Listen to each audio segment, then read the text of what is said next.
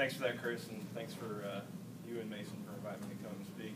So these guys asked me to come and give an old-timer's view, which I appreciate being an old-timer, about how we, hopefully I'll be as smart as some of the other old-timers we got around here, give an old-timer's perspective of how Mom came to be our house mom. So I'm really glad to be here to do that. So how we found her, like a lot of the guys in the house, it seems like a vast majority have either got 4-H ties or Boy Scout ties or FFA.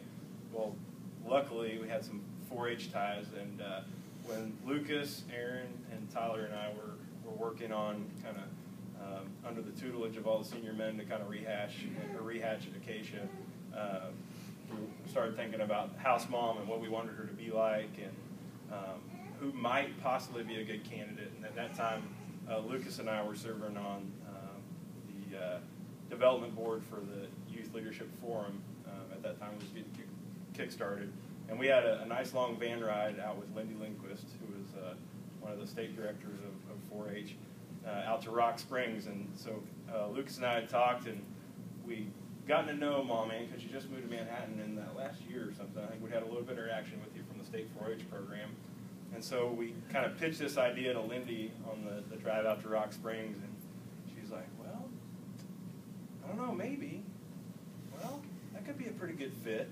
And so we thought more and more, and then finally we talked to Mom, and luckily she agreed to join us, and it's been obviously such a wonderful fit. And it's important to know that we had only one option, and that one option was Mom. There was no backup option, so Mom, I'm glad you said yes. Otherwise, I don't know where we'd be. There's probably, I was trying to think of so many things that everybody recognizes and loves about Mom, so I thought I'd list at least 4 real quick ones. Things that I really admire is, one, she's always just so active and just has such a thirst and a zest for life. I mean, everybody that's been around Mom for just a few minutes, you obviously know that. And so, you know, as we started the house, she also was working on, she got was still doing stuff with 4-H Extension, but also gotten a realtor's license, and I just thought that was amazing that she decided to kind of go down another career path and take on that challenge. But also a great story that I love telling is, I'm pretty sure it was Ryan Philbrick, right, on the way back from the Cotton Bowl in Dallas in 2001, and he said they were driving on the highway, and of course a convoy of K-Staters back, and all of a sudden here goes this white car right past, and obviously Mom's car is always, it's got the purple pinstripe with the little K-State Power Cats. I mean, nobody's car is like Mom's. It's like, oh, there goes Mom's got. So on that, the second thing that you have to know and love about Mom is, no matter what, Mom has always got some bit of purple on her somewhere. Clothes, jewelry, something. This gal bleeds purple, and it's infectious, and I love it. The third thing is that she just has a tremendous love for her family. Not only her biological sons and all her grandparents. Who love hearing the updates about her grandkids that I know were like, at least now I guess I am an old timer. They were just starting in 3rd grade, and then now I talk to her, they come back, and they're all graduating high school and going on to other things. But her biological parent, or her biological family, but also Sheila really loved her Acacia family, and really made all of us feel like she had a very vested interest in our success and was there for us. I know when there was difficult times as well as the great times in the house. We like any organization and any family, starting out, sometimes there were some big bumps in the road, and we definitely had in the first few years anyway some kind of peaks and valleys that we'd go down and come up out of, and she rode through all of that with us. And on that, the fourth thing that I really love and admire about Mom is just her steadiness, and her steadiness in the organization. She's been the only person that's had, I'm pretty sure, had direct impact on every single one of the guys that's been and come through the house since its refounding. There's been a handful of few board members that have been on since the very beginning, but I know as a board member we don't always get the one-on-one interaction with the men in the house, but it's Mom Ann who has been our house mom and of course our leadership director through that whole time and provided that steadiness for our organization. So with that, just thank you, Mom, and I just know it's great also to be able to call my mom, and my house mom. So I love seeing her at all these events and looking for a hug. So congratulations on this award.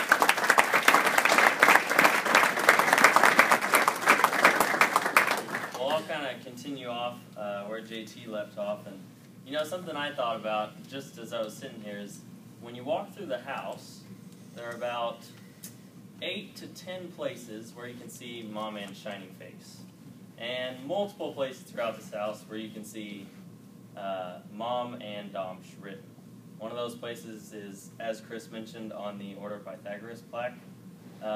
Also throughout the house, in every composite that you see, there shining in the middle, as JT said, dressed in purple, is Mom, being the foundation for the house.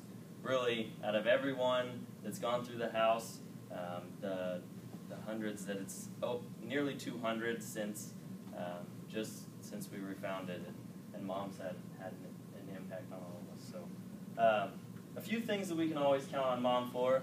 Mom is the etiquette lady. If it weren't for Mom, I don't think any of us in here would ever have a girlfriend. Or if we did, they might not be ones that we'd want to show off. So Mom will always be the one to tell you how to pass the pitcher, and we can always count on her to teach us how to eat ice cream properly. We also love to have Mom present every year for a core. She teaches us the value of personality types and knowing what the different types of personalities are and how to use those in everyday life. We can also count on Mom to be the most supportive person in athletics. Whether that means K-State athletics and going, for example, this year she went to the Cotton Bowl, or to the, Fiesta Bowl, drove all the way back for the men's basketball game after getting like 3 hours of sleep, and then stayed up so that she could go to the women's basketball game too. Mom is a perfect example of how to support the Wildcats, but she's also an example of how to support the Acacia various athletic teams. 11 o'clock games at night for football, Mom's still there cheering us on. So as always, we thank you for that too. And the last thing that I have is Mom is an example of what we as Acacians should strive for. Our motto is human service. What a better example of human service than someone like Mom, who directs all of Operation Military Kids and impacts kids all across the state that are involved in that program. And in the end, I thank you so much, Mom, for everything you've done for us. I know we all appreciate it very much.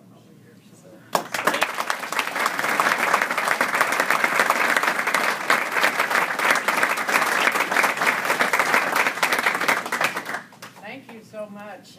I get the last word.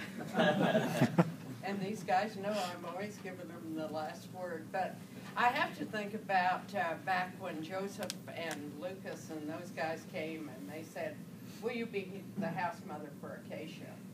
Well, I had gotten both of my degrees here at K-State, but I was never Greek. And so I thought, you know, when I think of Greek, it's Animal House. And I thought, you know, I'm not sure I can do this.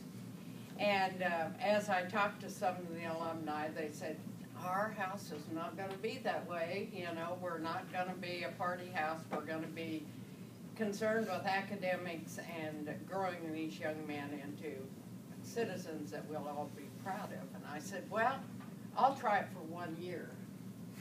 And I thought, you know, I can probably handle it for 1 year. And so when I got through it that year, then we'd already started a new group of guys. And I thought, now how do I do this? Because I got this group through, but there's already a new group started. And so maybe I better wait till next year. Well then, you know, by then you've got another group started. And I'm not sure when this ever ends. It doesn't. And, but I really enjoy what I do. If these guys, and I shouldn't tell them this, but if they didn't pay me a cent, I'd still be there. Because I love what I do, and these guys are great. You know, they talk about party groups and people that aren't concerned with their academics. Well, that's not this group.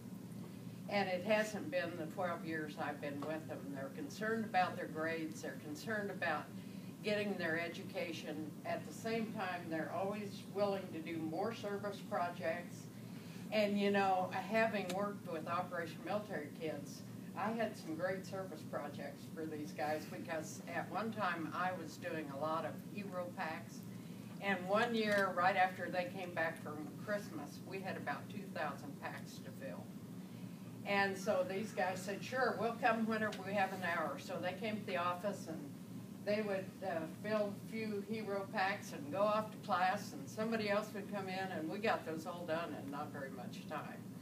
So they're great at helping people. They're great at keeping the house in good shape, and I was glad that you talked about the house. And I remember the day I went up there, June of the year we were going to move in the fall, and I thought to myself, there is no way. That place looked like terrible. It was filthy dirty. There was trash everywhere. And that was the Dells. Yeah. From the Fidel. Yeah, and they really had trashed it out good. And I thought they'll never have this ready. But that fall we moved in, it was in great shape. And these guys, I always tell them that I never am embarrassed to have people come because I know it's going to be clean. And I've had more girls tell me, they walk in and they say, your place smells so good. And that isn't true with a lot of fraternities. So, you know, the girls appreciate you having a clean house. And we do talk a lot about manners. And I always think about one young man that didn't stay with us very long, but he came back a year or so ago and he said, I got to tell you a story.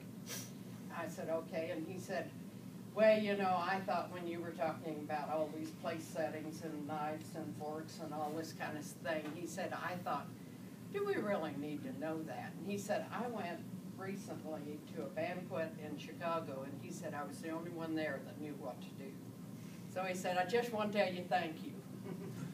And probably the highest compliment I've had was at one time, we were talking about people being house mothers and all, and I said, and the guys were giving me a bad time about something, and I said, well, you know, I could always go to Farmhouse. Because they had even, one guy had called me, and Tyler Fenneman looked at me and he said, Mom, you can't do that, you're not a free agent. And I thought, well, that's the biggest compliment I could have, you know, so I never thought any more about that. I do love everything about the house. I love K-State. I love sports. And so we've always got something that we can talk about when we're all together. And it's just fun to see how some of these guys have grown. We've had a few guys that I thought, oh gosh, I wonder if they'll make it. And they probably grew the most of anybody in the house because they hadn't had a lot of opportunities that you guys have had. But it's a tremendous group of young men, and all of you can be very proud of. And thank you very much.